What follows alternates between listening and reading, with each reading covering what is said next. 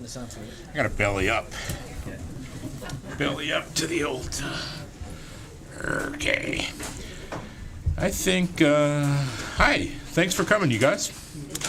And starting like a couple of minutes early, and we all need to like roast the people who are tardy. All right. Do you mind pictures? I don't mind pictures. Woo. Okay. I should ask you, do you mind if he's taping this for our website? I don't mind. Okay. Yeah. Thank you for coming. I did write a book, which is profoundly weird because I don't think I ever finished a term paper in my life. But and I did manage to finish college after getting kicked out of Notre Dame in the middle of my junior year with a 0.00. Thank you. I know. Very impressive. People, actually, my dad asked me, how did I get a 0.00? And believe it or not, I said, there was this party, and then everybody went to Denver, and that was it. So I missed all my finals. But I don't suppose it mattered too much because I missed all my classes that semester too. It's all in the book. A tell-all of my academic career. I've got some things I could read from here. I don't know if I haven't picked anything out though. Should I just like somebody say a number of a page? 12. 12? 12. Okay. That's a setup. That's the best part. 12. Okay. Oh, wait a minute. I'll tell you my mentalist joke. It's not a joke. It's one of the bar bets that's in here. And because it's sort of like that. Oh, shoot. I need something to write on. Okay. I want you to pick a number between 1 and 10,000. Oh, jeez. But don't tell me what it is, Oh, I'll tell you what it is. because I'm a mentalist. Okay? Are you concentrating? Concentrate, because I need to make the telepathic thing. Got it? Okay. Yeah.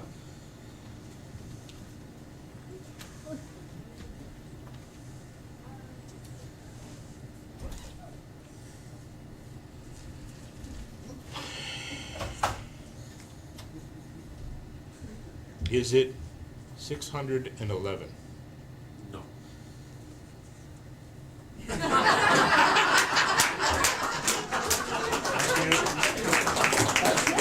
you. All in the book. And then, of course, if it is, you just go, thank you. Yeah. Okay. Win-win. All right, now page 12.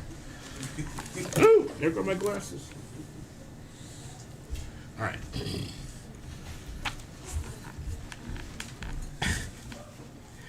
That's kind of between 13 and 11.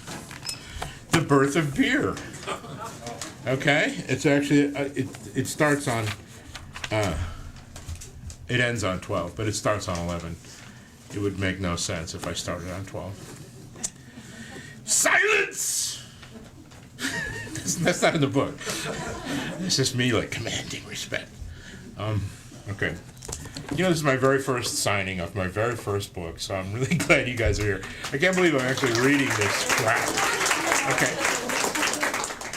Okay, the birth of beer. The oldest recipe known to man is the oldest recipe known to man is a 4,000-year-old clay tablet inscribed by ancient Mesopotamians. When archaeologists deciphered its runes, they discovered instructions apparently passed down from the god of water himself, the mighty Enki, for brewing beer. The Mesopotamians weren't the only ones with a secret recipe. The Chinese brewed beer out of millet, while across the drink, Incans fermented corn into their own version of South American sunshine. Beer may very well be a gift from the gods, but the recipe was probably discovered by people, probably by accident. Imagine Oog, a caveman living in 10,000 BC, who liked to plan ahead. While most of his friends waited until they were hungry before embarking on the hunt or foraging for nuts and berries, Oog collected wild barley and brought it back to his cave, where Mrs. Oog could whip up a meal whenever the kids' stomachs started to grumble. Given that not even cave kids like to eat vegetables, she probably mashed it up with some water to make a sort of gruel. Oog is prepared but forgetful. One day he forgets to close the rock in front of the cave and rain gets in, soaking the grains. I'm out of breath from reading my own damn book. Gotta get back in shape. The rain gets in, soaking the grains. He puts them out in the sun, hoping they'll dry before Mrs. Oog gets wise. Or maybe the kids have noticed that a few of the grains in their gruel have sprouted, making them taste a little sweeter than the rest, and Mrs. Oog sets them aside for dessert. Either way, the germinating grains are allowed to dry out, inadvertently triggering a process called malting. The Oogs don't know anything about the invisible wild yeast floating around in their cave, but the yeast sniffs out the malted grains, transforming them into a dark, bubbly liquid that smells kind of funny. Better throw this away, says Mrs. Oog. Are you kidding me? It's perfectly edible, replies Oog, drinking some of the liquid to prove his point. He braces himself for the bad taste, only to find out he doesn't have to. He likes it. Really likes it. Despite a headache the next day, he starts to tell his friends about this new delicacy. The Oog's cave quickly becomes a popular destination, with Mrs. Oog dishing out the stuff by the bowlful. All right, no more page 12.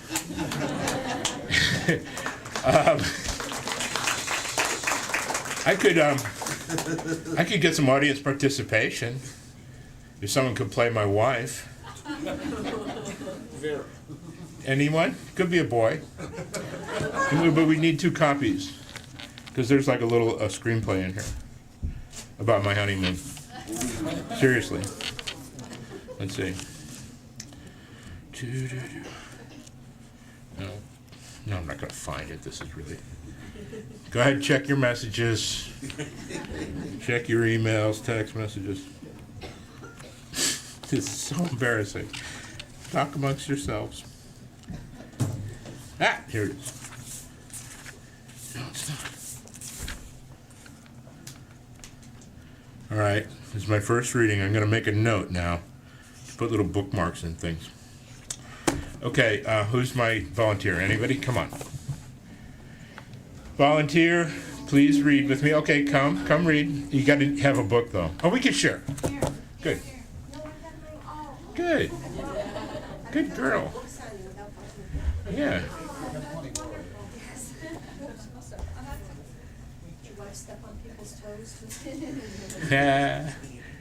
Okay, I went to Amsterdam with my wife for my honeymoon in 1978. We've been married 31 years. Thank you very much.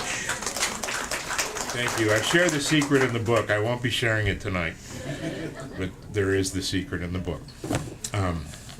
Anyway, and after a few days in Amsterdam, we kind of, believe it or not, got a little wanderlust, and we decided to run down to France and see that. Oh, good.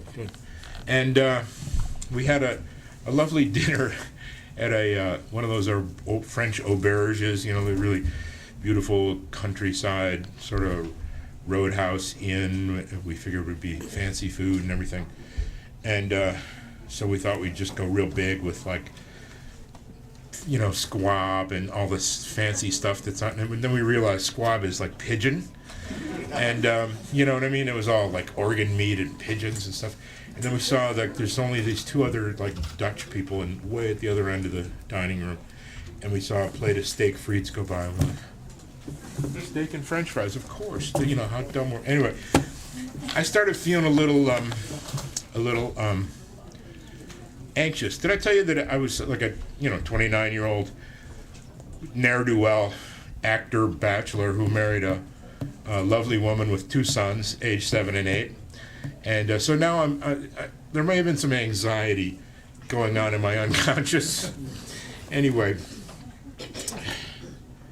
you ready? I'm ready. I have to read it first. You don't need amplification, right? Because you're trained. Yes. Okay, I don't need it either, but... That auberge owner sure was nice, wasn't he, George? Honey, I don't feel so well. Poor baby. The escargot? No, Are you coming down with a cold no, I feel really bad. I think we should go back. to the aubergine? No, to Chicago.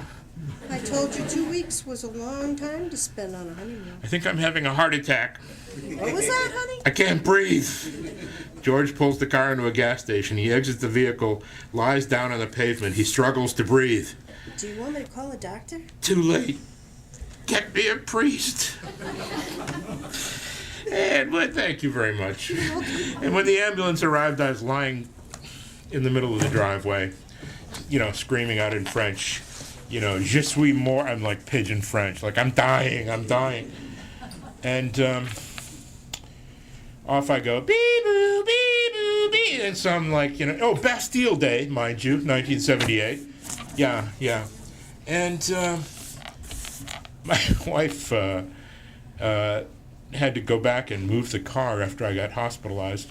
I had an anxiety attack and I hyperventilated. If you've never done it, it's very frightening.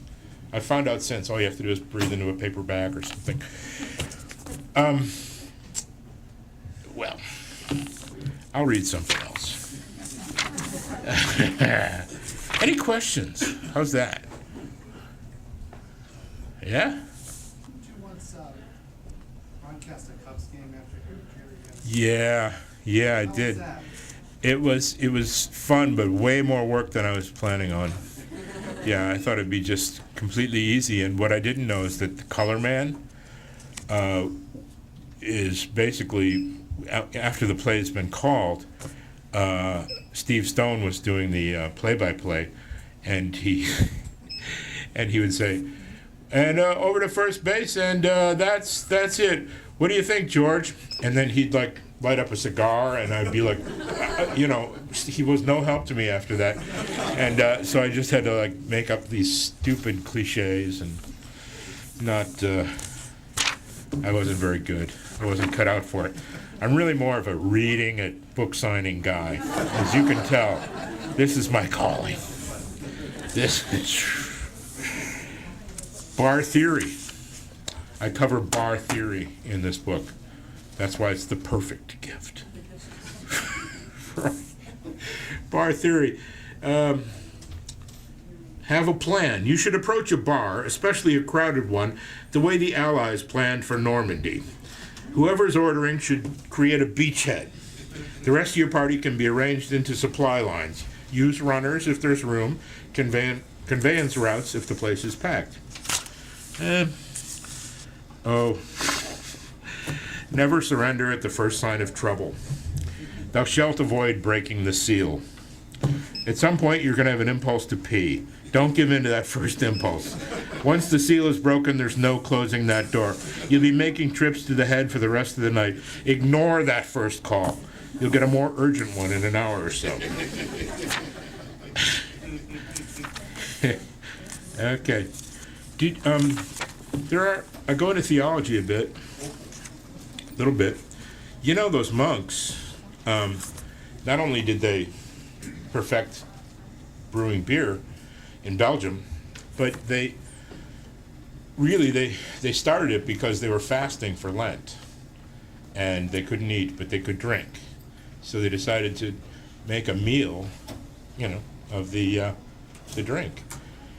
So not only did they perfect beer, but they kind of advanced civilization because they were the only ones who could read and write, and so they transcribed scripture, and really that's the only people who were reading and writing during the Dark Ages.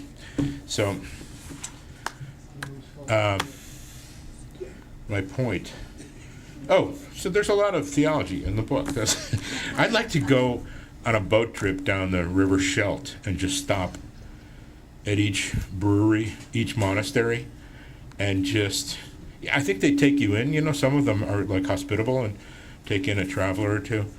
And I'd like to go there and just get hammered with the monks and talk theology. But one of the patron saints of beer is Saint Bridget, and she has an amazing prayer. I'm not going to be able to find it. I'm learning so much. Thank you for putting up with me. St. Bridget's Prayer. I'd like a great lake of beer for the King of Kings. I would like to be watching Heaven's family drinking it through all eternity. It's a nice prayer. Amen. Thank you. Communion. Any other questions? What were you actually drinking on the show? Yeah, it was non-alcoholic beer.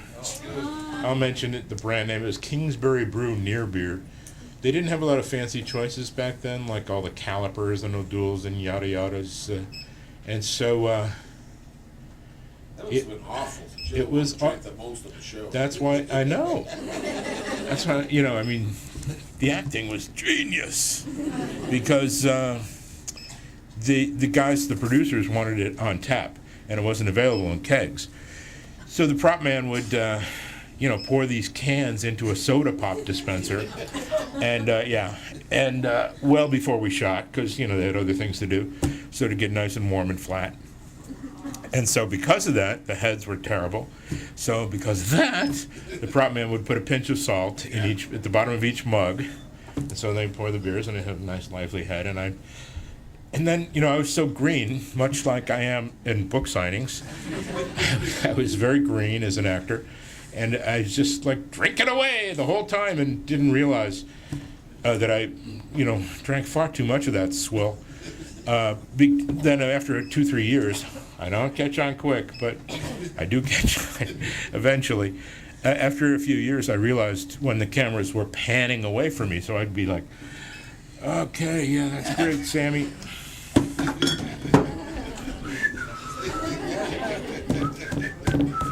Yeah, ooh, yeah, you don't say, More questions. What was the funniest thing that ever happened off screen in cheering? Funniest thing, wow. I have to give that some thought, but some of the water fights were legendary. It was kind of a microcosm of the arms race. Somebody had a squirt. Oh, there was a squirt gun, I think, in one of the episodes written in. And boy, did the producers realize they made such a big mistake with that. The water fight started. The next day, somebody had gone to get these super soakers, these massive machine guns with like backpacks full of water, and we're just chasing each other all over the stage. Then bottles of water, got involved, and at one point, Ratzenberger was, those stairs that would go down to they ended, on screen, but up at the top, Ratzenberger had like a hefty bag filled with water. He dropped it on Woody's head from and then I got the fire hose and turned it on Woody, and then he got me back with something, and he trapped me in my dressing room, and I had no liquid, and he was just pummeling me, and I looked around, and we had these tiny little dressing rooms, and I had this bottle of Tabasco sauce, so it was like the only liquid I could find. So I go like that, and he goes, ha ha ha, and I go, yeah, and he goes, ha ha ha, ah! And he's washing his eyes out for like an hour. But we had a lot of fun. Then Woody went all vegan at one point, and we had some Chinese food brought in, and Woody thought there was going to be, something for him, and so he chowing away, thoroughly enjoying. And then he kind of goes, "Is there pork in this?" And somebody goes, "Oh yeah, that's the pork something." And he goes, he gets angry and upset and starting to feel, and so he goes in the men's room on stage 25 there at Paramount to purge. And so Ted and I decided, just in solidarity, we'd go purge with Woody. and there were 3 stalls, fortunately. And if you've ever tried to laugh and puke at the same time, it's quite painful. But and you know, grips and cameramen were going in to like brush their teeth after lunch. It was like we're like just anyway. This is my first book signing. Did I mention that? Why here? Why here? I do what I'm told, and this is what Simon & Schuster set up.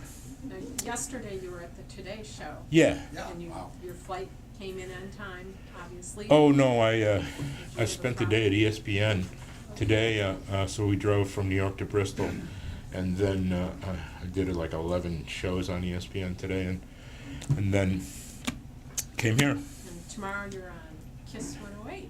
Is that it? I don't know. I'm on Maddie in the morning. I know that. Okay. Kiss 108. Yeah. No, he's good. Yeah. And I'm going to Notre Dame Friday night to for the BC Notre Dame game. And I'm gonna sign at the bookstore. I better get my game together. Bookmarks. Okay. No, I don't think it's gonna be like that's gonna be a mob scene. So I don't think I'll really be chit-chatting that much, because in theory there'd be, all those people buying all the merch at Notre Dame, the gear. So we shall see. I'm learning on the fly. Yeah, hi. As a fellow Chicago. Oh, Bears. The Bears. Very good. I always thought it was odd that you had a Chicago accent on the show, but some of the other characters did the. Yeah, they went New England. Yeah, I'm not much of a dialect guy. So even though, I'm not terribly Chicago accenty, I just figured Norm was like born and raised in Chicago and moved to Boston, for college and after college sort of thing. Cheap actor trick. That was, I was talking to Coach Dicka this morning on ESPN actually, and it was fun. He's hilarious, but I just channeled one of my brothers for that character. He did not lose his regional accent, my friend. Have you ever had a beer in the Hampshire House? And what Yes, I have. And what do people think when they see Norm? Yeah. It wasn't really that crowded when I was there, so it didn't cause much of a stir. Of course, then we actually got loaded there when we were watching the final 2-hour extravaganza, and that was. Then we went on the Tonight Show live. Ugly. It was nowhere near as cute as we thought it was at the time. Jay Leno, hi. Any plans for a 30th reunion, 30th anniversary? In 1982 you started. Cheers. Cheer, huh? Do you know of any? Interesting.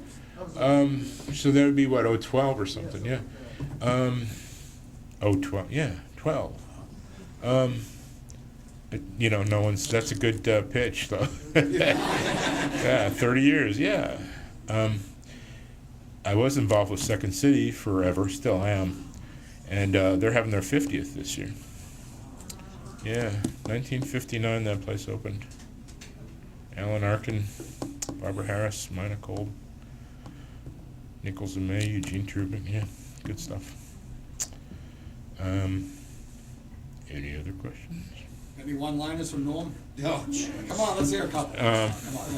What about that milk-bone underwear? Yeah, that's a good one. It's a dog-eat-dog world, and I'm wearing milk-bone underwear. That's a classic. I used to like, yeah, beer, Normie? Yeah, Coach, but stop me at 1. Make that 1:30. What are you up to, Norm? My ideal weight if I was 11 feet tall.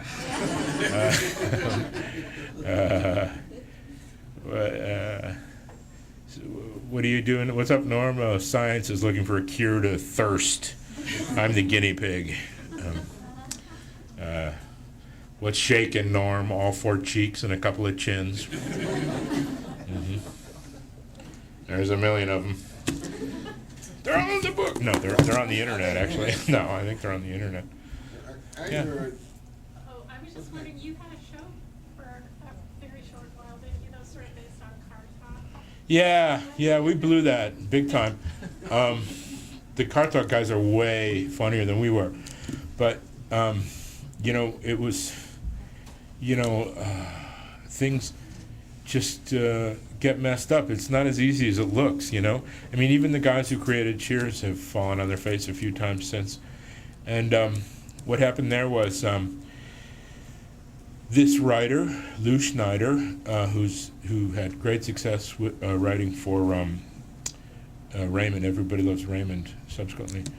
But he sort of made a deal with the Magliozzi brothers to you know, write a sitcom very loosely based on their show, and then it got passed over to Peter Tolan, who's made a great name for himself with Rescue Me, with your homie here, Dennis Leary, and so Tolan put this pilot together, and you know, I was interested, and you know, Disney was involved, and you know, they kind of de-Magliozzi'd it, and it just came out sort of more generic than we were hoping. Anyway, we probably just should have read their scripts verbatim, their transcripts of their show. But yeah, oh, and then, you know, we're searching for a title, and it's like, well, Car Talk, we can't use Car Talk because of some reason. And then we thought of all these different titles, Under the Hood, and you know, that was when hood meant a little something different. So it was like, oh, we don't want it to be like, it's going to be some urban kind of thing. And then we thought, so 3 weeks before we go on the air, they go, well, let's call it the George Wendt Show. And I'm like, what? That's stupid. And they go, yeah, no, the George Wendt Show, that's the only way CBS can sell it or something.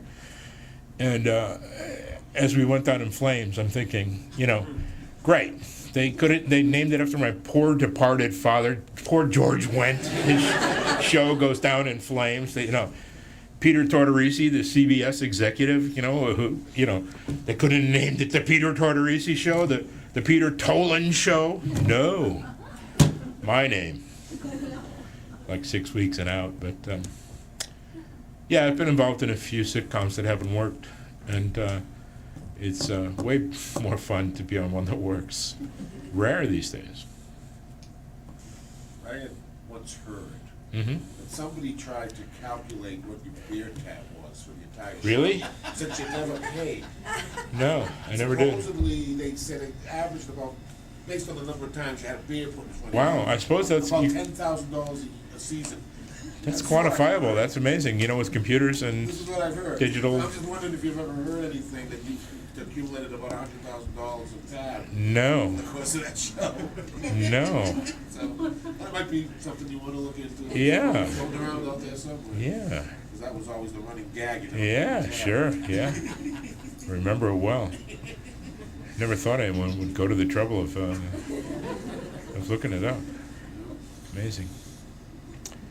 Yes. So why beer? Why write a book about beer? For the children. This book needs to be in every classroom in America. Where else are kids? You don't want kids learning how to shotgun a beer from their peers. You want them to learn from a responsible adult in a published book. Now, beer's been very, very good to me over the years, and I felt it was time to give something back. Could have been a poem. But I mean, if you think I'm bad at reading this, what if I had to read an epic poem? Or it could have been like a Barry White kind of love song. Oh, baby, beer, yeah. But no, it's a beer book. But it's, you know, it's a humor book. There's lots of, you know, I'll bet even here, no doubt in here, there's probably really awesome, gorgeously photographed, very informative beer books, but you know, it can be a bit. And then we separate the wort from the yeast, And the fermentation process, although I did read about the Ugs, didn't I? But this is more of a humor book.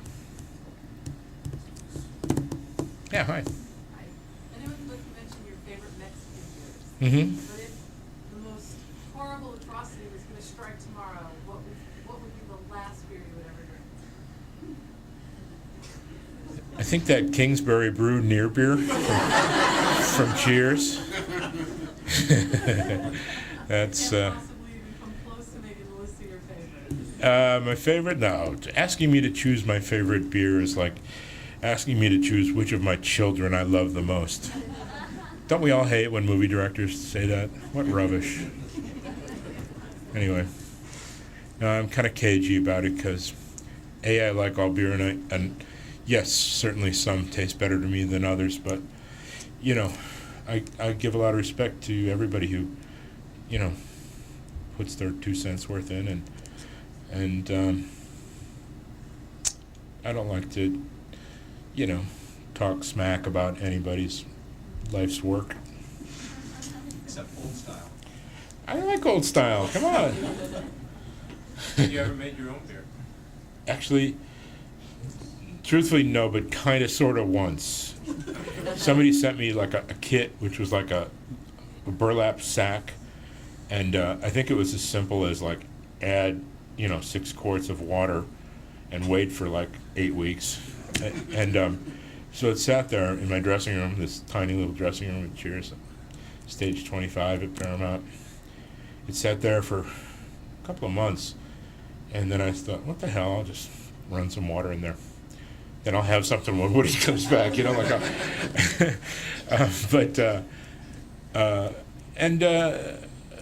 looked like it was about to explode after a while, and so I thought, I tapped it a couple times as hard as a rock, and I thought, this is going to explode, I better open the tap and see what happens. And shockingly, it wasn't that bad.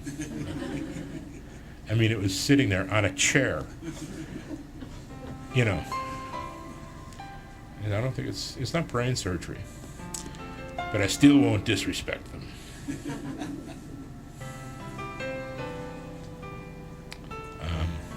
We all ready to go back and watch some TV? All right, cool. I'll sign some books. Okay, sure thing.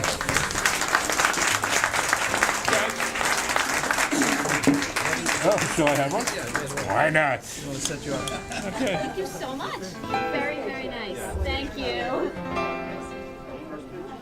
Cheers. Thank you very much.